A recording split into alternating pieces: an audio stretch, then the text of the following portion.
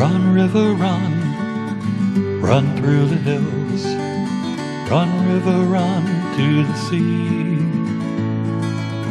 Run, river, run to your place beneath the sun. Run, river, run over me. Hi, this is Jan Lewis. Welcome to be my guest today. We have from Westboro, we have Nicole Raheja, and I said that right? Yes. Nicole has written an inspirational book, very inspirational, called Redefining Positive: How to Use Validation to be a Positive Force in People's Lives. We need this type of thing. Validation since the time we are, kids in school? Yes. We need validation, who we are, and even if you don't agree with somebody, you can say, that's okay, but we're still friends. What made you want to write this? Well, I've always known that I wanted to be a writer, and I always expected that I was going to write fiction, and then I had a lot of experiences of invalidation, and it really made me want to do something about it. I was always thinking about validation. I was always talking to my friends about how to be validating and how to be consent conscious, Sure. And what I found from talking to friends about it is that a lot of people had really similar situations of people invalidating their feelings, telling them that, oh, you're just being too sensitive, this isn't actually that bad, and really putting them down. And I had friends telling me that from talking to me about validation, they started to understand their own experiences better, and they started to feel like their experiences were valid. Yeah. And I was really happy to see that, and I just felt like I wanted to do that for more people, not just my group of friends, but Right. be able to do it for everyone, and that's how I So you kind decided to write a you book. felt that as a child, right? And you began seeing it happening more and more. Yeah. And then by the time you were in high school, did you get to college? Did you go off to college? at all? Yes. Where'd you go? To a small liberal arts school in New England. What's it called? To a small liberal arts school in New England. And then you probably did you major in writing or accounting or what? No, I actually got my undergrad degree in psychology, but I okay. was always writing throughout, and I've always this been book is true. We're going to go through some of the chapters. You brought a list with you too. I noticed. I was looking just at a couple of the notes. chapter. First of all, we're talking about validation. It's like if you say to somebody, well, I have a headache. I really don't feel that well. And they say, well, I just had one this morning. It was really bad. It's almost as if yours doesn't matter and I'm going to top it. Yeah. If I can, I'm on the right track, right? Or I say, the sky is blue today. Well, no, not really. It's a shade of purple and blue or green. Or, you know what I mean? It's like, Yeah. right off. They're going to cut you right off and say, no, you're not important. You're just not feeling. Did you run Right. into that too? Yes, I ran into that a lot, and At work too? just all different places. Yeah. So you majored in psychology. Mm-hmm. That is terrific. And then she wrote this book. Now, okay, define validation. The most important conversation to have. What is that? So the chapter about the most important conversation to have is about talking to people about what makes them feel better when they're feeling bad before a catastrophe happens, before they're in a really bad place. And in the book I have some exercises to say, like, when you're really upset, do you prefer to be alone? Do you prefer to be with just a couple of friends having a deep conversation, low stimulation? Or when you're feeling bad, do you like to have a lot of stimulation, go out with a lot of friends, do a big activity, and that makes you feel better? And it just really goes down a list of talking about those things before something happens, because people have different things that make them feel better. I use the example, you might normally love roller coasters, but if you have a stomach flu, you're not going to want to go on a roller coaster. And No. so there are times, I've had experiences where, maybe I wasn't feeling well emotionally, and someone's still expecting you to,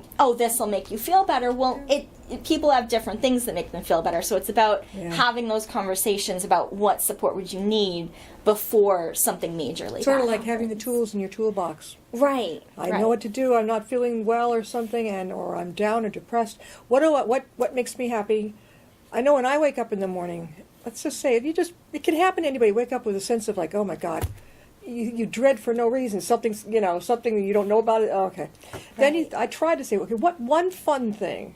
I don't care what it is, going to the library or shopping at the thrift shop, whatever. What fun thing am I doing today, just for me? Right. And it's something to look forward to, almost like when we were children. Yeah. Yeah, if something were kind of like you have to go to the dentist, your mom says, yeah, but we're going to go shopping afterwards. Something Right. cool. We'll get your favorite magazine or something like that. Now, all right. Accepting people as they are. What's your take on that now in the book? So that's basically about accepting people as they are and not really pushing them to be different. And of course that's different. Like if somebody's doing a behavior that's hurtful to you Yeah. and others, then Yeah. it's definitely okay to tell them to stop doing that if it's hurting you. But in terms of them just being how they are, that's perfectly okay. And it's really about not seeing someone as a project, like, okay, you're more introverted, so I'm going to try to make you into an extrovert. Oh, you can't do Or it. yeah, Yeah. like you like to have things sort of set in stone, and I'm going to try to make you more spontaneous. Just not doing that unless a person specifically tells you that they want to change, and just seeing it as perfectly okay for people to be different. Yeah, I think that in my growing up, I don't know about you, my growing up, my father was always trying to be very upbeat. And I think like a lot of persons, you wake up in the morning, you don't feel particularly excited about being awake, and he'd say, how are you? And I'd say, okay, just okay. See what I'm saying? It's like, Yeah. what else am I supposed to be? I go, Right. oh my God. Here's another, digital communication. This is a lonely world. My gosh. I mean, people say, well, I'm talking in a chat online. You're still alone at home, aren't you? Doing this, maybe? What do you think about that, the digital? I mean, I'm actually fine with digital communication because, like, a lot of my friends don't live near me, and a lot of times that is how you keep in touch. And you're in a younger generation. Right. You started it. I mean, I think my son, he's 26. I think it was in kindergarten. They had their computers. Oh, yeah. See, I didn't have that till a little bit later. Yeah. But just because I'm a little older. But that chapter, it's not really against digital communication. It's more about paying attention to being more validating when you communicate digitally, because in real life you can see someone's expressions yeah. and you can hear their tone, and you can sort of tell if someone's saying something in a really nice, understanding way or if they're saying it in a not nice way. And so it's just more important when you're typing to someone in a text or something that you make sure you're using the right words so they know that you are validating them, because it's a little bit easier to misinterpret. I think that, now what is the job that you have outside of writing? What is the one that you go to your other job? Oh, I just work in finance. Okay, she works in finance. I see. I think the psychology major was right up your alley. Mm-hmm. Really, are you going to do something with this? You have a gift. There's no doubt. I'll read the book. It's good. I mean, I may use it in more future books. Oh, yeah. We are talking with Nicole Raheja, and she has written Redefining Positive, How to Use Validation to be a Positive Force in People's Lives. And I love how you started off about validation. Validation. You don't tell someone, no, you really don't feel that way. Right. Are you serious? I do feel that way. Yeah. It could be political. I understand. Somebody could be of a totally different political beliefs, but it doesn't mean you can't be friends. You just say, okay, we agree to disagree, and you just don't even bother. I think that's a validation to your friend. Yeah. So it's okay. I still respect you for you and for who you are. I don't have to base it on a belief you have that I don't happen to have. I like that. Now, we can go down the list here. Oh, you've got some things too. What did you bring? Oh, I just brought a couple of notes on Sure. important things to talk about. Go for it. Do you want me to just Sure, explain you what can pick one, validation sure. is? Yeah. Okay, so basically, what I talk about with validation is really that sometimes we sort of have in our minds since when we're younger that there are certain ways that it's acceptable to feel about things. Like, these are the things it's okay to cry about. These are the things it's okay to be really scared of or be really angry about. Mm-hmm. And validation is saying that there are no standards. It's okay to feel however you feel about anything, and that it's okay if we don't all have the same feelings. There might be things that would really upset me that might not bother you, mm-hmm. and there might be things that would really upset you that might not bother me. And validation is about accepting that and not telling someone, oh, that's not a big enough deal to be that upset about just because I might not feel the same way about it. Yeah, we can't change what people, places, and things. You know the Serenity Prayer? God grant me the serenity to accept the things I cannot change, the courage to change the things I can, and the wisdom to know the difference. that makes a lot of, you can't change somebody. Not Right. basically. You can't change how somebody feels. I mean, I encourage people to change what they want to change in society, but Yeah. not changing how somebody feels. Nicole, how can people get a hold of your book? So my book is available on Amazon, and you can also buy the Kindle edition on Amazon. And there'll be a copy downstairs. So the Yes, Upton there'll be Library. a copy in the Upton Library. Redefining positive. Common forms of invalidation. Some people just cause drama. Tell us about that. Okay, so there's a common thing people say where, oh, this person just causes drama. Yeah. And that's not really true. Sometimes we tend to lump things together as drama when someone can actually be responding to a problem that already exists. And the example that I give in the book is that, let's say a person says, oh, so-and-so wore the same shirt for 3 days in a row to a group of people as a way of insulting them. Well, that would be an example of causing a conflict over nothing. That's almost like bullying, Right, like the person's shirt is not a problem. But now, if that person finds out about this and they're really annoyed and they say, hey, I'm not okay with you making fun of my clothes, that person is not causing drama. A conflict already exists and they're responding to it. Right. But a lot of times when we sort of lump everything together as causing drama, we can end up making it so that people don't feel comfortable addressing conflicts, addressing, if somebody's harassing them. Sometimes when something is labeled as we try to have a drama-free community, that can actually make people afraid to speak out about things that are happening. You are wise beyond your years. So when she walked in, I was expecting an older person, and in walks this young gal. And I'm thinking, where did you get all this knowledge? She had to have done something with social work or psychology, and come to find out you majored in that. Mm-hmm. That's what you wanted to do initially, right? Go into services, psychology? I wasn't actually quite sure what I wanted to do. Most of this actually comes from more just experiences I had. But you have a very amazing way of writing. She makes it so that she breaks it into different things so it's not hard to read. Understanding the problem and tip of the iceberg. What's that? So understanding the problem means making sure that you actually know what's wrong when somebody is upset, because if you misinterpret what's wrong, you can end up invalidating them by accident. And one example I give of that is, let's say that somebody got a new haircut and everybody's sort of making fun of them, not being very nice, and they feel upset. Well, it's possible that they're upset because they don't like their haircut, but it's also possible they love their new haircut and they're upset because people are making fun of them. I remember that back in school. Right. We girls, we might get in try a whole new hairdo, and you're afraid to go to school that day. Yeah. You don't know what the other girl's going to say. Right. As you get older, you don't really care. Right.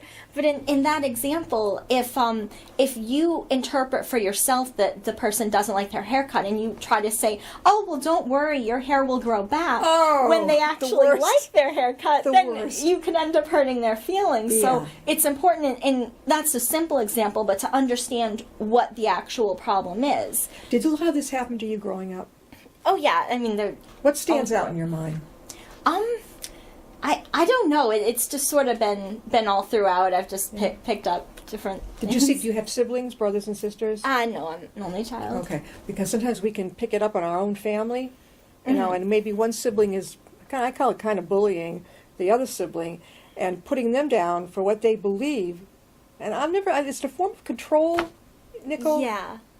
I don't get it. Why would I want to try to control my sibling? It's nice to see you, and I'm glad you're there. Right. I was just like you. I was practically an only child. He's a lot older than I am, and it's almost the same type of being raised. So most of the time I was with my parents alone. Right. This is now when the shoes don't fit. What's that? Oh, okay. So that's about how we always talk about putting yourself in another person's shoes, thinking about how it would feel from their point of view. And that chapter is just saying that while that's definitely a good thing to do, sometimes that doesn't always work, because you might say, well, gee, if I were in that position that you were in, I wouldn't feel as upset about that, so therefore I don't understand why you're upset. Yeah. So it's about really not necessarily that you have to relate to someone directly, that you have to say, I would react the same way in the same situation, but maybe think about something else that is as important to you as whatever that is to that person. Yeah, don't talk people out of how they feel, but they just want attention. Now, I agree with you. That's not always true. Oh, yeah. And, I mean, attention is a legitimate human need. Like, I don't see something wrong with a person wanting attention. I mean, if someone is actually doing something wrong, like hurting somebody or, doing something harmful, then it's okay to say no. But if someone is really upset about something, they might need care and validation and attention, and that's a legitimate need. It's not something to Very be legitimate. written off. I like the way you have in the bit. Where was it now? You had this question. The question, something I do, why I do it. She's got little sections where you can answer the questions. I love this quality list. Close your eyes and pretend that you are not at an interview. You're not trying to talk your way into something or convince anyone of anything. List the qualities that you feel describe you. When you go in a job interview, what? I think just about everybody goes, oh, how can I impress this person that I get the job? What do you think about it? Right. I mean, I think if you're actually at a job interview, then, you would behave like you're in a job interview. Yeah. But I think it's important to just make sure that you have your own self-knowledge. That, even if you may not say that in a job interview or to someone that you kind of need to impress or be on good terms with, that section it's about self-knowledge, and it's about making sure that you really know yourself, because if you keep presenting yourself as something you're not because you think that it's what other people want, you can start to believe that yourself. If you present yourself as, I'm really a people person, I love to be around people, when you really don't, you really want more alone time, you can easily end up in a situation like getting a job or any type of situation where you realize, oh no, I have way too much time with people and not enough time alone. And so you want to make sure you remember what your needs are, even if you sometimes present differently. Sometimes extroverts need alone, not lonely, but alone time. Yeah. Introverts, I think they do a lot. But as an extrovert, I think I guess I don't know if I'm what they call ambivert, somewhere in Oh between. yeah, that's in between. It depends, because well, growing up almost an only child, I had to make my own happiness if my best friend couldn't play. I had to be able to play on my own, think of things to do. You went through that probably too. Oh yeah. That's how I did a lot of my writing, making up stories on my own. So you began writing when you were real little? Yeah. Oh yeah, that's really... I love this one, but everyone feels that way. What's that all about? Okay, so sometimes people tend to say, like, let's say you're really upset about something, and someone might say, oh, well, but everyone feels that way. Like, everyone's lonely in this situation, everyone's stressed out in this situation, as if that makes it okay. And this is basically saying that common is not the same as okay. Like, if something is widespread, like everybody feels really upset or everyone's in all this distress, that doesn't actually mean that it's less valid. That's actually a sign that it's a bigger problem. Respect people's feelings about their identities. Don't validate someone by invalidating someone else. And then the one, be like the sun. Be like the sun. What's that? So there's an Aesop Fable about where the sun and the wind are trying to figure out who's more powerful, and they see a traveler walking down the street, and they say, okay, whoever can get that traveler to take off his coat wins. They're more powerful. So of course the wind blows and blows and blows and tries to make this man take his coat off, but the harder it blows, the tighter he clutches. But then the sun makes it warm and comfortable so that the man doesn't need his coat anymore, and he takes it off. And so that was really about when someone's been through something, they can be more defensive, they can be more closed off, and it doesn't have to be something that you're doing wrong, but the way, and it's perfectly fine if someone doesn't want to open up, if they decide to keep things more private, but if you're looking to connect to someone, you want to be more like the sun, because if you keep pushing like the winds, they're going to clutch harder. But if you can create an environment that's open where they don't need that protection anymore, then that's how you're going to connect. You know what? This is important, not just for us grown-ups, but for like teenagers, the kids in school, because just my opinion, I think this is where a lot of this begins. The bullying, your opinion doesn't really matter. This is what all the other girls are doing. Why aren't you? Yeah.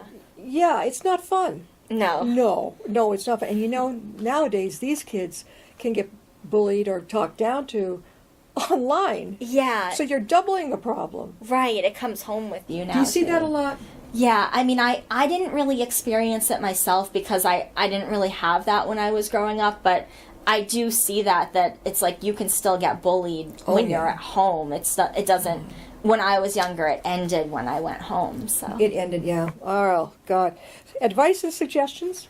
Okay, so advice and suggestions. So the first part of the book is really about listening first and validating someone's feelings first and just being there and not jumping in with advice. Now, the section on advice is about how to advise someone in a way that is validating. And the example I love to give is that if you were walking down the street and a stranger came up to you and said, "Hey, I'm really lost. Could you give me some directions?" Yeah. You would say to them, "Okay, where are you trying to go?" Because you can't instruct them without knowing where they want to go. And I think a lot of times in life we don't always do that. Sometimes we will just think, "Oh, that's a great place, you should go there," and start kind of advising someone without knowing where they want to be. So that's kind of what that whole section is about, is make sure that you are always asking, where do you want to go, and that the person is actually looking for directions. You are a very wise young lady. My gosh, at this age, if she's already thinking like this, keep it up. Have you got another book coming? I do have a couple of books in process. I have a young adult novel that I'm working on that's going to be about neurodiversity and how we can treat people whose brains work different than yours. I think this is amazing. You're going to be able to... Redefining Positive by Nicole, Raheja. How can they get your book again? You can get my book on Amazon, and you can also get the Kindle edition on Amazon. Here's a good one on the advice, pressure, and consent part. Don't assume flexibility. Tell us. Yes. Yeah. Don't assume. Part of validating people is not expecting everybody to be easygoing, flexible. Oh, right. So that's basically just not always assuming that someone will be okay with something. You know, if plans have to change, like if something comes up, you know, life happens and that's fine, but it's just not going into something just thinking, "Oh, well, I had already promised this person that we would do this, but I'm sure they won't mind if we do something completely different." Like if you show up later, if you're too early. Yeah, I know. Yeah. Right. I mean, if something comes up and like it's a big deal, then that's fine, but it's just kind of not going through assuming and saying that it's okay to not be okay with everything and to not be flexible. And I've just seen situations like that where, you know, if you were having a party on Saturday and someone said that they could come, and then you change it to Sunday and that person says, "Oh, I'm sorry, I can't come, I have to work Sunday," everyone would understand that they made a commitment to Saturday, but now that you changed it, they have to work on Sunday. But sometimes if we change something in a different way, if we said originally we were going to go to the beach and now we're going skydiving, I mean, I've certainly been in those situations where it was dramatically different and people kind of look at you like, "What's your problem?" And it's really... Yeah, I know. I had an experience with a friend, and we were all set to do something, go somewhere. And at the last minute, she began pulling this more and more. Well, I just got an invitation to go out to the theater in Boston, and this is like a once in a life opportunity. So I'm going to take it. I'm like, I wasn't quite sure. I'm like, what? Okay, not Jesus. I'm so sorry. Or we're going to get together Tuesday. Or we're going to do it. Believe me, but trust me, I really need to go. I would have said, I would have thought, all right, I don't like it, but that's okay. She's my friend. But this began with no apologies, nothing. It just began happening more and more, and I thought, something is rotten in Denmark. Something doesn't smell right here. Right. Did you run into that? Yeah, I mean, I not with like any one particular person, but I have run into that where it's just very it kind of frustrating. seems like no big deal to them, and it's like you've planned your entire week around it, maybe. Yeah, and be a validating host when people come to your house and all. Right. That's about just knowing that when someone is more connected to you, and it can be if they're literally in your house, or it can just be, if you're friends with someone and you're introducing them to another group of friends, just being aware of the fact that you're more connected. Like, you know what's in your area, and just making sure that you're checking in with them, making sure everything is okay, that type of thing. I think your book would be should be very well accepted in corporate organizations, because I've noticed when I've been on, volunteer committees, this type of thing, so often they don't know how to go around the group and validate what each person is there for, what their strengths are. Mm-hmm. And then there's a feeling of invalidation when there's always one. If you don't have a good leader of the group, the leader allows it to happen. That Right. one who wants to be in charge and control, and the others start to fade away and drop out of the group, because why am I here? Right. And the leaders are going along with this person. That's important. I went through that, and I said, this is not going to happen. I put up with it for a long time, hoping the leaders would see, like, no, that's not why we're here. So I think the mark of a good leader is to definitely make sure everybody in your, whatever you're having, a committee meeting or whatever, working for you in your department, is validated. Right.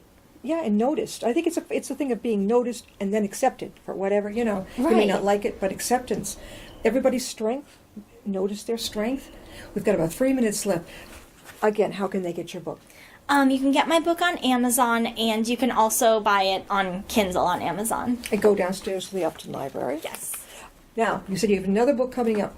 This has nothing to do with your redefining positive, though, right? No, but it shares some of the same values. It does. Okay, and is it a young person's novel, you said? Yes, it's a young adult novel, and it doesn't have a title yet, but it's going to be about neurodiversity and how to treat people. People who have disabilities, this type of thing? Just sort of in general, how to treat people who are, like, maybe think differently than you do. Mm-hmm. That's it. And then I think you mentioned another one? I also have a memoir in process that talks about some of the things that inspired You're writing this your own? book. That's terrific. Oh, we're going to stay in touch with us, right? Sure. She is wise beyond her years. You are amazing. To me, this is like a professional psychologist, that you see on television wrote the book. Oh, wow. I was so surprised to see how beautiful young she is. I thought, she thought my son's age. Where did she get all this knowledge? But Redefining Positive is a new resource for learning how to use validation to form deeper relationships and connect to each other's vulnerability. Good book. Read it. We're going to see you again, right? Sure. All righty. Yes. See you next time. I'll be my guest.